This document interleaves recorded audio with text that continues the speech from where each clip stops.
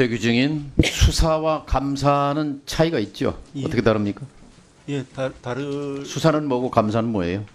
글쎄요. 수사는 일단 형사처벌을 전제로 하는 게 수사이고요. 직무의 상의 어떤 비위나 잘못을 찾아내는 게 예, 감사는 감사는 회계 검사, 직무 검사 그렇죠. 중에서 예. 강제성은 없습니다. 예, 예. 그런데 이 방통위 감사에 수사기관 인력을 동원하는 것, 저는 이걸 특별수사본부냐 이렇게 지난번 국감에서 지적한 바 있는데요. 예. 이게 이제 공포감을 일으킵니다. 방통위 직원들에게 물어보니까 검찰 수사관, 경찰 수사관, 감사원 등에서 상주하고 있는 데 대해서 공포감을 느낀다. 이런 반응이 있었고, 특히 감사 대상 기관 사람들도 마땅히 당연히 공포감을 느꼈을 겁니다. 지금 정부 여당에서는 이 문제에 대한 해악성을 잘 느끼지 못하는 것 같은데요. 왜 해악이냐?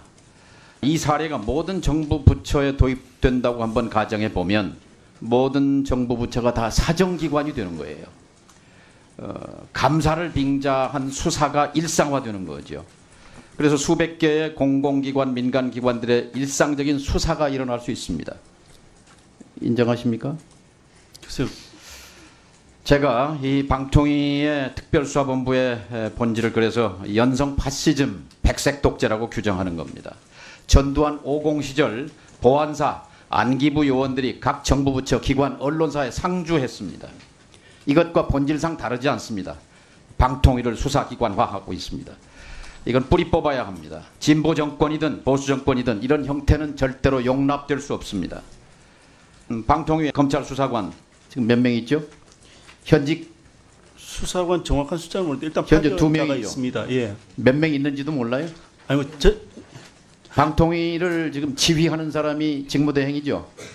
파견 인원이 있는 것은 알고 있습니다. 근데 검찰 수사관 2명, 예. 경찰 수사관 2명. 왜 안 돌려보냅니까?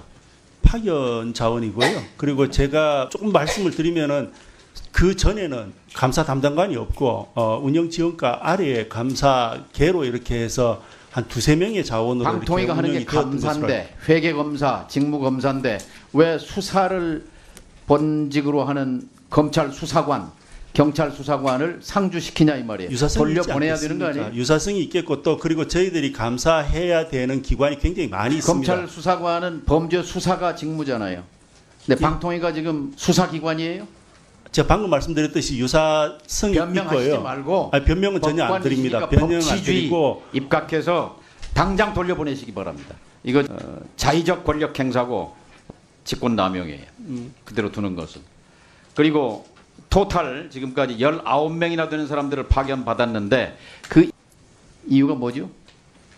지금 제가 좀 전에 말씀드리다가 뭐 방통위가 근데 업무 폭증이라고 방통위에 대답해 왔어요. 감사 업무 인력이 폭증. 말씀 무슨 업무가 그렇게 많았어요? 업무 폭증. 방금 말씀드렸듯이 유관기관이나 산하기관이 굉장히 많이 있습니다. 그래서 그 부분에 대한 감사 일을 제대로 하려면 감사 인력이 많이 필요합니다. 근데 이 이전에는 정권 지나치게 들어와서만 검찰 수사관과 경찰 수사관이 왔다 이 말이에요. 감사 인력 중에서는 그렇게 파견받는 경우가 그 있는 이유를 것으로 내가 알고 말씀드릴게요. 있습니다.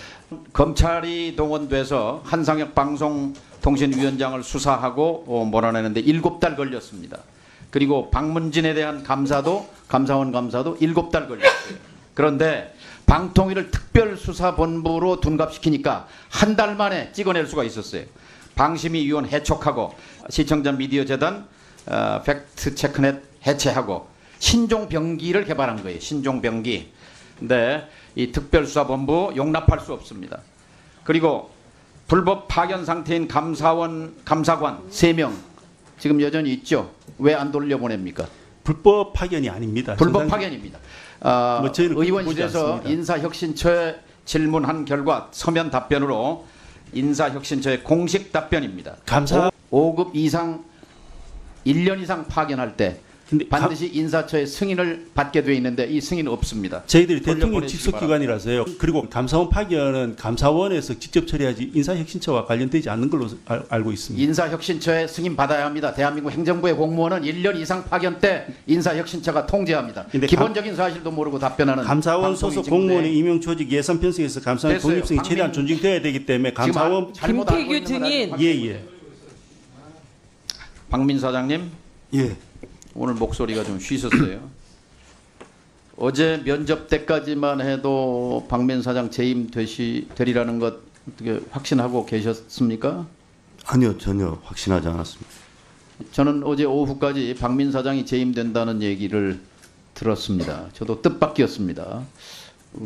그런데 행정법원이 이 방통위 두 사람이 모여서 뚝딱뚝딱 KBS 이사 7명 한 거, 물론 MBC PD 수첩에 대한 판결이었지만 두 명이 임명한 거 이거 위법이다.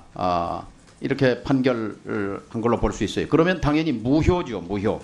이것이 3심까지 김태규 직무대행 늘 1심이다 이렇게 얘기하는데 3심이 확정되면 박장범 앵커 사장 임명된 거 이것도 무효됩니다. 무효. 이거 무효 다툴 생각 있습니까? 없습니다. 없습니까? 3심이 확정되면 우리 김태규 증인 내용을 동의하지 않는다. 1심이기 때문에. 그런데 입법사법행정부 가운데 입법부가 이것을 위법이라고 두 사람이 방통위 구성해서 중요한 결정 내리는 것 해서 그 위법성에 근거해서 탄핵을 했고 사법부가 1심 판결이라고 하지만 이거 위법이라고 판시했는데 특히 법관 출신인 이 김태규 지금 직무대행이 이거 1심일 뿐이다.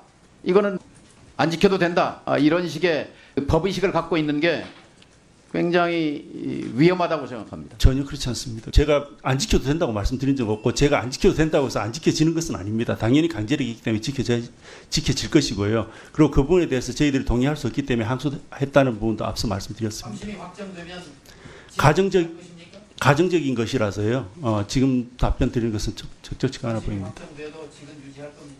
글쎄요. 가정적인 답변이고 그리고 판결은 상대효가 있어서요. 두 사람의 의견으로 파생된 국민적 손해, 피해 이거 구상권 청구해서 본인이 물어내야 할 겁니다.